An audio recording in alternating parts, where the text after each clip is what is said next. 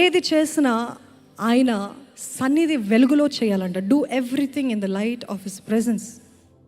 మన జీవితంలో ఏది మన జీవితంలో జరగాలన్నా అది దేవుని అవగాహనలో, దేవుని సన్నిధిలోనే జరుగుతుంది. It goes in the presence of God. అది పాపమైనా, అది మంచి క్రియలైనా, అది మీ ఇష్టం, యువర్ చాయిస్, మన ఎంపిక. మనం ఏం ఎంచుకున్నా అదంతా కూడా ఆయన దృష్టిలో తేటగా కనపడుతుంది. ఆయన సన్నిధిలో, ఆయన ముఖకాంతిలో, ఆయన వెలుగులో అది తేటగా కనపడుతుందండి. చూద్దాము కీర్తనలు 139. నాకు చాలా ఇష్టమైన ఈ మాటలు. సామ్ 139 2-3 వచనాలు, అదే రీతిగా 5, 7, 12 వచనాలు చదువుదాం. Sam 139 2-3, 5, 7 and 12. నేను కూర్చుండుట, నేను లేచుటయు నీకు తెలియను. నాకు తలంపు పుట్టక మునిపే నీవు నా మనసును గ్రహించుచున్నావు. నా నడకను నా పడకను నీవు పరిశీలన చేసి ఉన్నావు. నా చర్యలన్నిటినీ నీవు బాగుగా తెలుసుకొని ఉన్నావు. వెనుకను ముందును నీవు నన్ను ఆదరించుచున్నావు. నీ చేయి నా మీద ఉంచి ఉన్నావు. ఇట్టి తెలివి నాకు మించినది, అది అగోచరము అని నాకు అందనిది. నీ సన్నిధిని నుండి నేను ఎక్కడికి పారిపోవుదును, నీ ఆత్మ యొద్ద నుండి నేను ఎక్కడికి పోవుదును. ఏంటి ఇంకా? చీకటైనను నీకు చీకటి కాకపోవును, రాత్రి పగటి వలె నీకు వెలుగుగా ఉండును. చీకటియు వెలుగును నీకు ఏకరీతిగా ఉన్నది. ఎంత చక్కటి మాటలు చూడండి. నీ ఆత్మ యొద్ద నుండి నేను ఎక్కడికి పోగలుగుతాను యేసయ్యా? నీ ఆత్మ యొద్ద నుండి నేను ఎక్కడికి పారిపోతా? నీ సన్నిధి నుండి నేను ఎక్కడికి పారిపోతా? చీకటి కూడా నీకు చీకటిగా లేదు, రాత్రి ఎలా ఉందంట దేవుని దృష్టికి? మన ఇంట్లో కరెంటు పోతే ఇంక అంతే. మా ఇంట్లో కరెంటు పోయిందనుకోండి, మా పిల్లలు గోల, ఏదో చచ్చిపోతున్నట్టు అరిసేస్తారు. కానీ ఆ చీకటి దేవుడికి ఎట్లుంటుందంట? పగటి వలె ఉందంట, నీకు వెలుగుగా ఉండను. అంటే మీకు మనందరికీ అర్థమయ్యేది ఏంటంటే ఇక్కడ nothing is hidden from God. Amen. There is nothing that you do that is hidden from God. Nothing.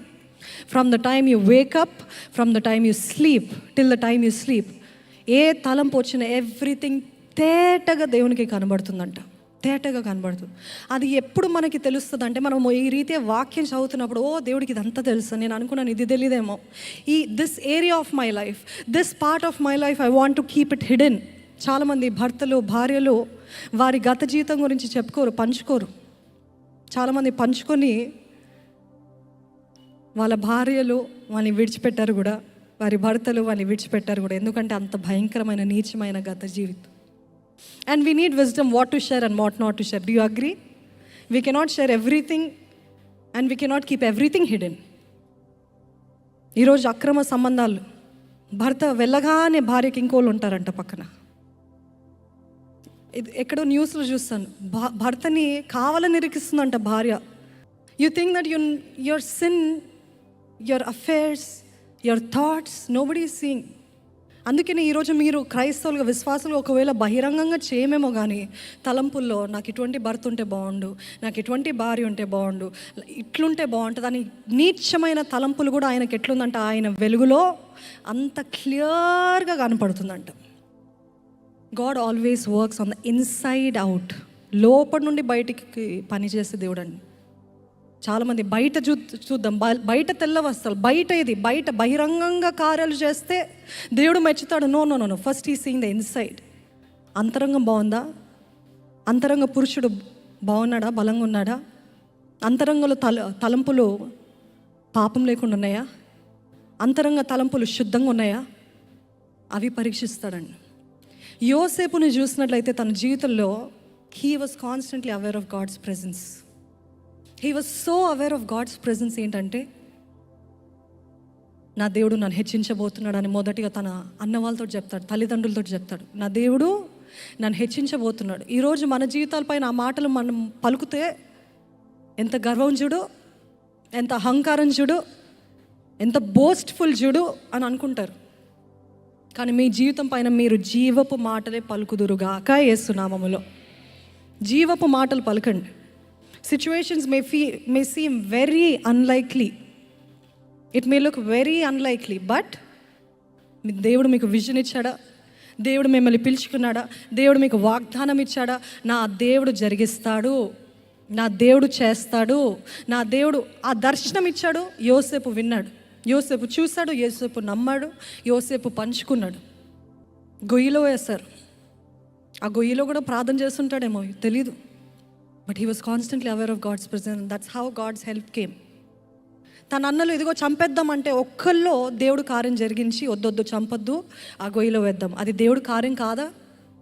అది దేవుడు చేసింది కాదా? That is the favour of God. ఏదో ఒక రీతిగా మనల్ని రక్షించడానికి దేవుడు జోక్యం చేసుకుంటాడు. హల్లెలూయా. మనకు అర్థం కాదు అప్పుడు, అయ్యో గొయ్యి ఏంటాడు. కాదు, నీ ప్రాణం ఉంది కదా చాలు.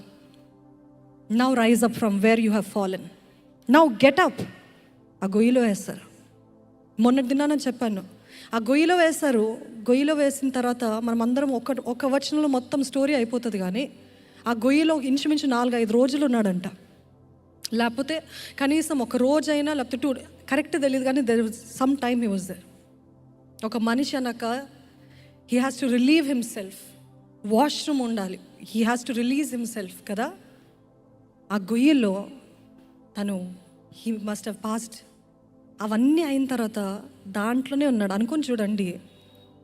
అంత నీచమైన గబ్బుతో కూడిన వస్త్రాలు, దేహము.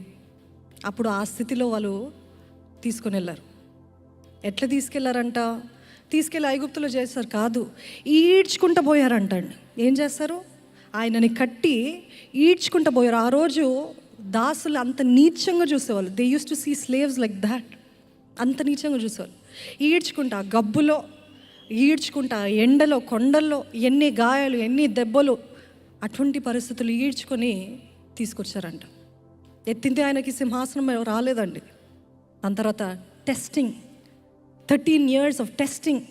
13 సంవత్సరాలు దేవుడు పరీక్షించాడంట. 13. ఎప్పుడు వచ్చింది దర్శనము? ఆయన చిన్నగా ఉన్నప్పుడు, ఆయన యవనుడిగా ఉన్నప్పుడు 13 సంవత్సరాలు తీసిందంట ఆ దర్శనము నెరవేర్చబడటానికి. వచ్చిన వెంటనే ఆ రోజులు దాసులు చూస్తాము మోషే కాలంలో ఎట్లా ట్రీట్ చేస్తారు. కొడతా ఉంటారు, మిస్ట్రీటింగ్, మిస్హ్యాండ్లింగ్. ఏ రీతిగా ఎంత హీనంగా చూడాలో అంత హీనంగా చూశారు యోసేపుని. అంత హీనంగా చూసి అంత అయిన తర్వాత ఆ చక్కటి ఉంటుందండి ఆ వాక్యము, మీరు అందరూ చదవాలని వేడుకుంటున్నాను. ఎందుకంటే God's favour was upon Joseph. Amen. దేవుని దయ యోసేపుకు ఉందంట. ఆయన ఏది చేస్తే అది ఫలించిందంట. అటువంటి దీవెన నాకు కావాలన్న వారు ఉన్నారా? నాకైతే కావాలండి. How many of your desperate for that kind of blessing? ఆయన ఏది చేసినా ఫలించిందంట. ఆయన ఏది పట్టుకున్నా ఫలించిందంట. ఆయన ఇది పట్టుకుంటే దాంట్లో ఫలితం చూస్తాడు, దాంట్లో ఇంక్రీజ్ చూస్తాడంట.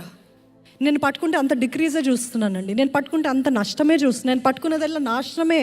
అడగండి, lord I want your favour upon my life. Lord I want your favor. Favor will do what talent cannot do. Favor will do what hard work cannot do. అంటే హార్డ్ వర్క్ చేయొద్దని చెప్పట్లేదు, hard work చేయాలి. Hard work చేస్తాడు యోసేపు, భయంకరమైన గొడ్డు పనులు చేస్తాడు యోసేపు. కానీ గాడ్స్ ఫేవర్, దేవుని దయ, ఆ దయ ఏం చేసిందంటే అది వాళ్ళు చూసారంటే చుట్టుపక్కల ఉన్నవారు, వీరు చేస్తే ఒకలాగుంది, కానీ ఈయన చేస్తే వ్యత్యాసం ఉందేంటి, ఈయన చేస్తే ఒక గొప్ప దీవెన చూస్తున్నాం ఏంటి, ఈయన చేస్తే, ఈయన పట్టుకుంటే ఎంత మేలు ఫలితము ఇంక్రీజ్ చూస్తున్నాం ఏంటి అని అందరి కళ్ళు ఆయన పైన పడ్డాయంట. అప్పటికే పడిన తర్వాత ఏమైంది? పోతిఫర్ కళ్ళు కూడా పడ్డాయి. ఓహో, ఈయన చేసేదంతా it's going great, so I'll keep him in my house, so my house will be blessed. Amen. ఈరోజు ఆయన ఫేవర్ అంట రాజుల గృహంలో మనల్ని చేస్తుందండి. ఆమెన్. ఆయన ఫేవర్ మీరు అనుకోనివి, మీరు ఊహించినవి, his favour will open many doors in our lifes that we haven't seen, we haven't imagined yet. మీరు ఎప్పుడు వెళ్ళని స్థలాలకి తీసుకెళ్తుంది ఆయన ఫేవర్. మీకు ఎప్పుడు రాని గుర్తింపు ఆయన ఇస్తాడు. మీరు పోట్లాడి నేను కనపడాలని ఎగిరెగిరి పడ్డారు అనుకుని అంతగా అనుచుతాడు దేవుడు. ఎప్పుడైతే దేవా యువర్ ఫేవర్, నా హృదయం నీ దగ్గర సరిగ్గా ఉండాలి ప్రభా, ఆ రీతిగానే ఫేవర్ చూస్తాం. We receive favour. He had the awareness of God's presence. Potiphar అన్నాడు, ఇదిగో రా నా ఇంట్లో పని చేయి.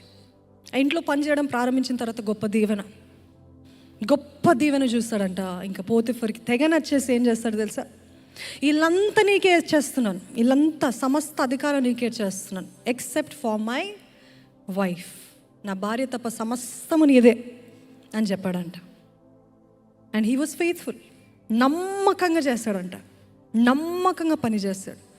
ఆ నమ్మకత్వాన్ని చూసి పోతిఫర్ భార్య తట్టుకోలేకపోయింది. ఆయన కష్టం, ఆయన అందగానేమో అవన్నీ చూసి తట్టుకోలేక ఏం చేసింది, she started lusting after him. ఆయన పైన ఆశ పెట్టుకుందంట. ఆశ పెట్టుకుని ఎవ్వరు లేని రోజు చూసి ఆయనని ఫోర్స్ చేయడం స్టార్ట్ చేసిందంట. She was forcing him up. నేను what I'm trying to say is, ఆయన అన్నమాట చూడండి, ఇప్పుడు నేను దేవుని ఎదుట ఇటువంటి దుష్కార్యం ఎలాగ చేస్తాను, హల్లెలూయా. ఎవరి ఎదుట? దేవుని ఎదుట నేను ఇలాంటి దుష్కార్యం ఎలాగ చేయగలుగుతాను అంటే, do you see the awareness of God's presence in his life? ఇక్కడ దేవుడు ఉన్నాడు, ఇక్కడ దేవుడు ఉన్నాడు, నా దగ్గర దేవుడు ఉన్నాడు, నా దేవుడు నన్ను చూస్తున్నాడు, నేను ఏది చేస్తున్న దేవుడు. అందుకనే ఏ పని మీకు ఇచ్చిన శక్తి లోపం లేకుండా చేయాలని ఆయన వాక్యం తెలియజేస్తుంది కదా. Do you see Joseph, the awareness of God's presence? ఆ అవగాహన, నా దేవుడు ఇక్కడ ఉన్నాడు, ఎవరు లేరు ఇంట్లో, కేవలం తను నేనే ఉన్నాను, కానీ చూసే దేవుడు ఉన్నాడు, ఎల్రోయి దేవుడు ఉన్నాడు, ఆయన దృష్టించే దేవుడు. నేను ఆయన ఎదుట నేను చెయ్యను. No matter what the consequences, I will not because Potiphar is watching, not because anybody is there, but because God is watching.